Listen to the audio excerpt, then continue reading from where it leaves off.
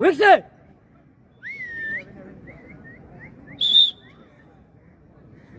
Vixen!